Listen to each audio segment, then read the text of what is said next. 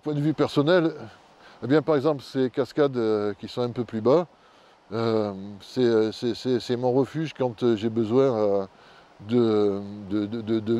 pas de méditer parce que c'est pas méditer, mais de me reconcentrer un peu, de faire le vide.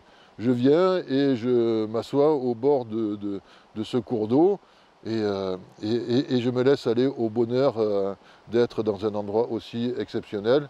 Et ce calme et en même temps cette furie, parce que l'eau, quand on la regarde ici, eh bien, elle avance doucement, et puis quelques temps plus tard, elle est avec du fracas de la cascade. Tout ça, c'est tellement la vie que j'en ai besoin. Justement, quand il y a eu des crues en 2011, je me rappelle me promener avec une amie à l'époque au bord de la rivière, c'est une vraie anecdote, elle se reconnaîtra. Et donc je me suis défroqué en caleçon, et puis j'ai plongé, et puis ça m'a entraîné, et en se disant, mais ça va être sympa, quoi. Il faut le faire, ça va être sympa, ça ne va pas durer longtemps. Et finalement, très peu de peur, parce que au début, les remous vous emportent, puis vous vous rendez compte qu'après tout, ah tiens, je suis à 30 mètres plus bas, je n'avais pas compris que ça allait aller aussi vite.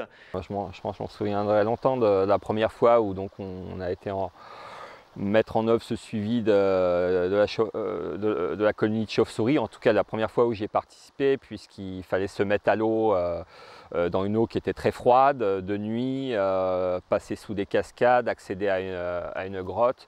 Donc voilà, c'est vrai que dans le noir, c'est une expérience originale et à laquelle voilà, je n'avais pas réfléchi beaucoup plus que ça avant de m'engager avec les collègues. Et oui, c'était un moment assez fort. Ouais.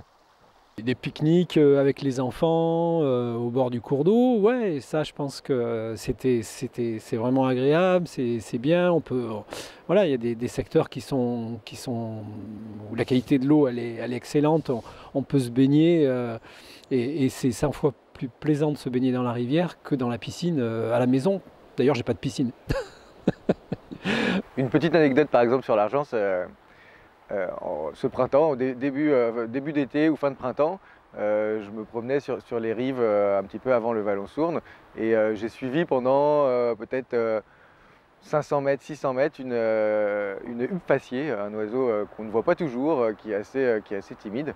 Et ça m'a fait très plaisir de suivre au bord de l'Argence, donc d'aller voilà, sur la ripisylve et de suivre ce petit oiseau pendant 500-600 mètres. Sur l'Argence, j'en ai une mauvaise où il a fallu qu'il y ait le gros débord pour que je me rende compte qu'à l'intérieur de l'Argence et dans les terres, il y avait des autruches, il y avait on a vu passer de tout mort, de tout. À la mer, il y avait presque un nautique et demi d'ovins en particulier, hein, morts et d'animaux qui sont partis quand il y a eu le gros débord, c'est parti. La bonne anecdote, c'est que cette année, j'ai compté près d'une centaine de hérons gris aux étangs de Villepée, des spatules, tous des animaux qu'on n'avait pas vus, que mon père me parlait, que je n'avais pas vus et que je vois maintenant. Ça, c'est important. C'est le retour à la normale.